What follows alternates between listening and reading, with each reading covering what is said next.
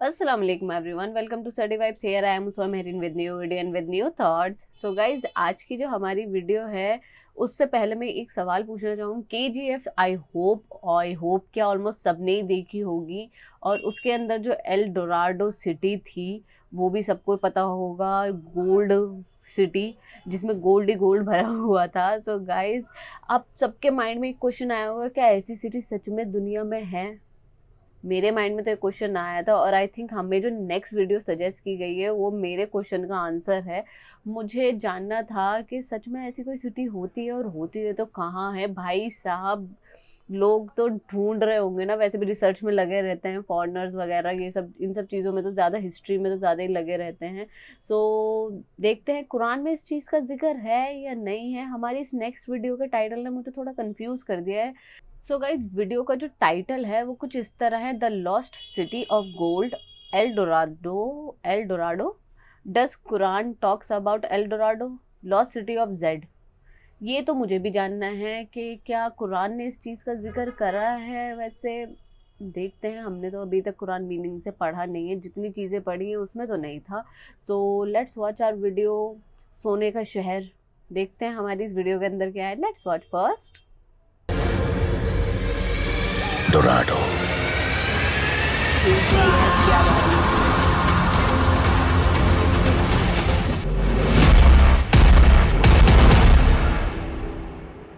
L Dorado, सोने का शहर। आज हम जिस दुनिया में जी रहे हैं, ये दुनिया ऐसी कई राजों और मिस्ट्रीज से भरी हुई है जिन्हें जानने के बाद इंसानी जहन हैरान रह जाती है। मॉडर्न साइंस खवा आज आसमान छू रहा है, लेकिन आज भी हमारी इस ज़मीन के कई ऐसे राज हैं जिसे सुलझाना नामुमकिन नज़र आता है। अच्छा। उन्हीं मिस्ट्रीज में तारीख के कुछ गुमशुदा शहर हैं जो आज एक किस्सा बनकर रह गया है। ऐसा माना जाता है कि हमारी रिकॉर्डेड हिस्ट्री से पहले ज़मीन के अलग अलग हिस्सों में कदीम तिलिस्माती शहर एग्जिस्ट करती थी, लेकिन आज हम उन शहरों के बारे में कुछ भी नहीं जानते। ऐसी ही एक गुमशुदा शहर the lost city of gold यानी एल डोराडो है। एल डोराडो एक स्पेनिश वर्ड है जिसका मतलब ऐसा मकाम है जहां धन, दौलत और सोने की भरमार हो। एल डोराडो का ताल्लुक दुनिया के सबसे बड़े और वसी जंगल अमेज़न रेन फॉरेस्ट से है, जो साउथ अमेरिका के 10 बड़े रियासतों में फैला है। अमेज़न के इस सुनसान और खौफनाक जंगल में कदीम दौर में बेशुमार शहर और तहजीबों ने जन्म लिया। कहते हैं कि तकरीबन 2000 साल कबल अमेज़न के कोलंबिया और पेरू के इलाकों में रेड इंडियंस और मुइस्का नामी कबीले आबाद थे, और कोलंबिया के एक बड़े इलाके में मुइस्का कबीले का कब्जा था। आर्कियोलॉजिकल एक्सपर्ट्स के मुताबिक टेक्नोलॉजी और आर्किटेक्चर के मामले में ये कबीला मायान, एस्टेक और इनका तहजीब के बराबर थी। इन रेड इंडियंस के देवमालाई कहानियों और लोक कथाओं के मुताबिक हजारों बरस कबल जमीन पर न जानवर थे न इंसान। तब चांद देवी की आंखों से एक आंसू टपक कर जमीन पर गिरा और झील ग्वाटेमाला वजूद में आई। ये मुकद्दस झील मानी जाती थी। रेड इंडियंस इस झील को कुदरत का तोहफा समझते थे। उनका कहना था कि झील के तह में एक देवी अजदहे की सूरत में सो रही है। जो शख्स भी उस झील के साकिन पानी को छूता है वो उस देवी की नींद में खलल डालकर उसे जगा देता है और फिर जिंदा लौट कर नहीं आता। चुनांचा उस देवी के कहर से बचने के लिए हर साल इस कबीले का बादशाह उस देवी के लिए नजराने चढ़ाता था। इस रस्म में कबीले के एक शख्स को नंगा करके उसके पूरे जिस्म पर सोने के पाउडर को मला जाता। इस शख्स को अतर और तेल में नहलाया जाता और जिस्म पर सोने के जेवरात इस कदर होते कि वो सोने का एक जीता जागता इंसान नजर आता था। फिर ढेर सारे कीमती जेवरात और सोने से भरे एक बेड़े पर उस शख्स को सवार किया जाता और उस बेड़े को झील के बीचों बीच भेजा जाता। इस दरमियान कबीले के तमाम लोग इस झील के चारों तरफ जमा हो जाते और झील के किनारे कुछ लकड़ियां जलाते ताकि धुएं की वजह से सूरज की रोशनी जमीन पर कम आए। फिर सोने के धूल से लिपटा वो शख्स झील के बीच जाकर उस झील में उतरता और उसमें घुटनों तक डूब जाता। ये शख्स सोने के उन जेवरात और सामान को झील में डाल देता और खुद भी पानी में डुबकी लगाता। इसी तरह कबीले के लोग भी अपने जेवरात और सोने इस झील में डाल दिया करते। इस रस्म से वापस लौटने वाला वो शख्स देवताओं का चहीता और शहर का बादशाह बनता। इस सोने में नहाने वाले शख्स को मुइस्का लोग एल डोराडो कहते थे। बाद में इनका ये शहर ही एल डोराडो के नाम से मशहूर हो गया। लोक दास्तानों के मुताबिक ये पूरा शहर ही सोने का बना हुआ था। यहाँ की इमारतें, मकानात, मंदिर और रास्ते सब सोने का था। उन लोगों का मानना था कि सोना एक मुकद्दस और आसमानी मिनरल है। वो सोने से देवी देवताओं की मूर्तियां और मंदिर भी बनवाते थे। जब सूरज की रोशनी इस शहर पर पड़ती तो ऐसा मालूम होता जैसे जन्नत जमीन पर उतर आई हो। मुइस्का लोग गोल्ड का इस्तेमाल इस तरह करते थे जैसे आज हम लोहे या तांबे का इस्तेमाल करते हैं। मुइस्का लोगों के पास इतना सारा सोना कहां से आया था, इस बारे में आज हम कुछ भी नहीं जानते। एल डोराडो का पहला सुराग मैन्यूस्क्रिप्ट 512 नामी तहरीर में मिलता है। इस मैन्यूस्क्रिप्ट को पोर्तुगीज एक्सप्लोरर बैंडीरेटिस ने लिखा था, जो अमेज़न के जंगलों में सोने, चांदी और कीमती पत्थर को तलाश किया करते थे। इस पुरइसरार मैन्यूस्क्रिप्ट में उस शहर के मुतालिक सारी जानकारी तफसील से मौजूद थी, लेकिन उस मैन्यूस्क्रिप्ट में उस गुमशुदा शहर का लोकेशन नहीं लिखा था। ये मैन्यूस्क्रिप्ट आज भी ब्राजील के नेशनल लाइब्रेरी में रखा है, लेकिन आम लोगों को उसे देखने की एक्सेस नहीं है। 17वीं सदी में जब पहली बार ट्रैवलर और एक्सप्लोरर को मैन्यूस्क्रिप्ट मिला तो वो इससे बहुत इंस्पायर हुए और उनके अंदर ये तजस्सुस जगी कि उस खोए हुए शहर तक कैसे पहुंचा जाए। इस तरह की दौलतमंद तहजीब और शहर की कहानियों ने लोगों के मन में उसे खोजने की ख्वाहिश के साथ लालच भी पैदा किया और हजारों ट्रैवलर और स्पेनिश एक्सप्लोरर हर दौर में साउथ अमेरिका और अमेज़न जंगल में आते रहे ताकि उस सोने के शहर का कोई सुराग मिल सके। सबसे पहले फरवरी साल 1541 में एक Spanish explorer Gonzalo Pizarro L Dorado की खोज में निकला था, जिसके साथ 220 हिस्पानवी सिपाही और 400 मकामी बाशिंदे थे। लेकिन इनमें से ज्यादातर लोग इस खतरनाक जंगल में भूख, बीमारी और जानवरों के हमलों की वजह से मर गए। लिहाजा पिज़ारो अपनी इस तलाश में नाकाम रहा। 16वीं सदी में सर वॉल्टर ने 2 बार इस शहर को खोजने की कोशिश की, मगर वो भी दोनों बार नाकाम रहे और अपने मुल्क वापस लौट आए। कहते हैं कि स्पेनिश फौज जब इस गुमशुदा शहर को ढूंढती हुई कोलंबिया के इलाके में आई तो आखिरकार उन्हें साल 1545 में ग्वाटावीटा लेक मिल गया।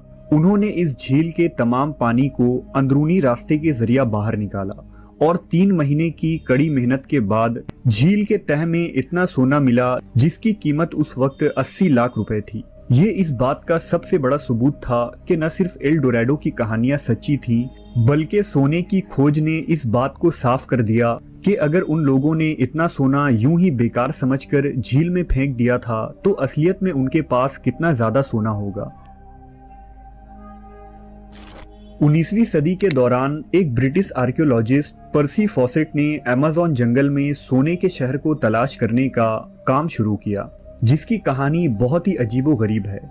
कहते हैं कि वो 8 बार इस जंगल के सर्वे पर गया था। यहाँ पर्सी ने तकरीबन 18 महीने का लंबा सफर किया और ऐसे ऐसे अजीबोगरीब जानवरों और हैवानों का सामना किया जिनसे बच पाना हर किसी की बस की बात नहीं है। लेकिन जब पर्सी 8वीं बार साल 1925 में इस जंगल में सोने के शहर को ढूंढने निकला तो वो कभी दोबारा वापस नहीं आया। पर्सी के साथ उनका बड़ा बेटा और उसका दोस्त भी शामिल था। पर्सी ने इस आखिरी सफर के दौरान अपनी बीवी को एक लेटर भी लिखा था जिसमें उसने बताया था कि वो मंजिल से बेहद करीब है। फॉसेट ने यह भी लिखा कि अगर इस सफर से मैं वापस ना आऊं तो मेरी तलाश में कोई भी रेस्क्यू ऑपरेशन ना भेजा जाए। पर्सी और उसके साथी कहां गायब हो गए इसकी जानकारी सालों बाद भी न मिल सकी। लोगों का मानना है कि पर्सी और उनके साथियों को सोने का वो शहर मिल गया था, जिसके बाद उन्होंने वापस अपनी पुरानी जिंदगी में ना लौटने का फैसला किया। एल डोराडो की तारीख ऐसे कई किस्सों से भरी पड़ी है जिसमें लोगों ने इस शहर को खोजने के लिए सफर को शुरू किया, मगर या तो वो कभी लौटकर वापस ना आए या उनका ये सफर एक अनसुलझी गुत्थी बनकर रह गई। अगर इस्लाम की बात करें तो कुरान और हदीस में भी एल डोराडो जैसे एक शहर का जिक्र मिलता है, जिसके मुताबिक तूफान नूह के बाद हूद नबी के ज़माने में जातुल माद नामी एक शहर आबाद किया गया था, जिसे इरम या सतूनों वाला शहर भी कहा जाता था। इस शहर को बनाने वाला शद्दाद इब्ने शद नामी बादशाह था, जो ज़मीन पर एक जन्नत बनाना चाहता था।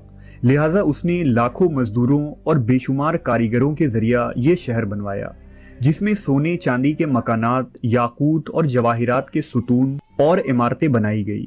शराब, दूध और शहद की नहरें और दरख्त लगाए गए। इस शहर में दुनिया भर की आराम और आराइश और अय्याशियों की चीजें मौजूद थी। शहर के रास्ते और दीवार तारीक रातों में भी चमकते थे। इस नायाब शहर को बनाने में 300 सालों का वक्त लगा। इरम के इस जन्नत को बनाने का मकसद ये था कि शद्दाद खुद को खुदा साबित करना चाहता था, लेकिन जब ये जन्नत नुमा शहर बनकर तैयार हो गई और शद्दाद अपने सिपाहियों और लश्कर के साथ इस शहर में जैसे ही दाखिल हुआ, उससे कबल ही अल्लाह के हुक्म से उसकी रूह कब्ज कर ली गई। फिर ये शहर भी तबाह हो गया और उसकी सल्तनत भी मिस्मार कर दी गई। लिहाजा शद्दाद अपनी ही बनाई हुई जन्नत की एक झलक भी ना देख सका। लोगों का ये मानना था कि अरब के सहराओं में कभी कभी रात के वक्त उस शहर की रोशनी और झलक नजर आ जाती थी। रिवायत है कि एक सहाबी रसूल हजरत अब्दुल्लाह इब्ने कलाबा एक दफा अदन के उसी इलाके से गुजरे। सफर के दौरान आपका ऊंट कहीं भाग निकला, लिहाजा उसे तलाश करते करते आप रास्ता भटक गए और अदन के उस इलाके में जा पहुंचे। वहां आपने सोने के एक चमकदार शहर को देखा, जिसकी दीवारें और मीनारों को देखकर आंखें चुंधिया रही थी। हजरत अब्दुल्लाह ये मंजर देखकर बेहोश हो गए। जब होश आया तो आप सोचने लगे कि इस शहर की सूरत हाल तो वैसी ही नजर आती है जैसी रसूलुल्लाह सल्लल्लाहु अलैहि वसल्लम ने हमसे शद्दाद के जन्नत के मुतालिक बयान फरमाई थी। फिर आप उठकर उस शहर के अंदर दाखिल हुए, जहां नहरें और दरख्तें थी और ऐसे ऐसे सामान थे जिसे उन्होंने कभी ना देखा था, लेकिन वहां कोई इंसान नहीं था और पूरा शहर वीरान था। हजरत अब्दुल्लाह ने वहां पड़े कुछ सोने, चांदी और जवाहिरात उठा लिए और वहां से सीधे दमिश्क चले गए, जहां उन्होंने अमीर मुआविया को ये वाकया सुनाया। लिहाजा साहबा इकराम ने उस शहर की तस्दीक की कि वाकई ये वही शहर है जिसे शद्दाद ने बनाया था, लेकिन अल्लाह ने उसे इंसानों की आंखों से आज छुपा दिया है। लिहाजा कुछ लोगों का ये ख्याल भी है कि एल डोराडो का ये गुमशुदा शहर वही शहर है जिसे शद्दाद ने कायम किया था, क्योंकि एल डोराडो शहर की तमाम खासियत शद्दाद की जन्नत से मिलती जुलती नजर आती है। जबकि कुछ उलमा इस मंतक का इनकार करते हैं, क्योंकि हजरत अब्दुल्लाह ने जिस शद्दाद की जन्नत को देखा था वो अरब के जुनूबी इलाके अदन में था, लेकिन एल डोराडो अमेरिका के जुनूबी इलाके के सुनसान जंगलात के बीच मौजूद होने का गुमान किया जाता है। बहरहाल इससे ये बात वाज़ेह होती है कि कदीम ज़माने में लोगों ने सोने के ऐसे कीमती शहर तामीर किए थे और अल्लाह तबारक व ताला की कुदरत से इस पुरइसरार शहर को लोगों ने अपनी आंखों से देखा भी था, जिनमें हज़रत अब्दुल्लाह इब्ने किलाबा जैसे सहाबी रसूल शामिल थे। भाई साहब, ऐसा शहर अगर होता, वैसे तो इन्होंने वीडियो में बोल दिया है कि ऐसा शहर अल्लाह पाक ने लोगों की नज़र से ओझल कर दिया है। सो ऐसा शहर अगर होता तो क्या ही बात होती। हर कोई लड़ाई झगड़े, वर्ल्ड वॉर 3, पता नहीं क्या क्या हो चुका होता उसके पीछे। बट अल्लाह जो करता है बेहतरी के लिए ही करता है, और जब कोई अल्लाह को चैलेंज करता है तो ऐसा ही होता है कि उसने, जिसने भी बनाने का सोचा था एल डोराडो ने, तो उसने खुद को खुदा नाउजुबिल्लाह साबित करने के लिए बोला था। सो गाइज़, ये वीडियो हमारी ऑलमोस्ट, चलो यहाँ पे तो हमें ये पता चल गया कि KGF की जो स्टोरी है वो रियल स्टोरी पे बेस्ड है। सो मुझे लगा था, मेरा डाउट था कि शायद ये चीज़ें ऐसी होती हैं। सो गाइज़, ऐसी अजीब व गरीब कहानियों के लिए मुझे प्लीज़ कमेंट्स में लिंक ज़रूर भेजें, प्लीज़ प्लीज़ प्लीज़। और आगे फॉरवर्ड ज़रूर करें, चैनल को सब्सक्राइब करें, वीडियो को लाइक करें, शेयर करें और आगे फॉरवर्ड करें। अल्लाह हाफ़िज़।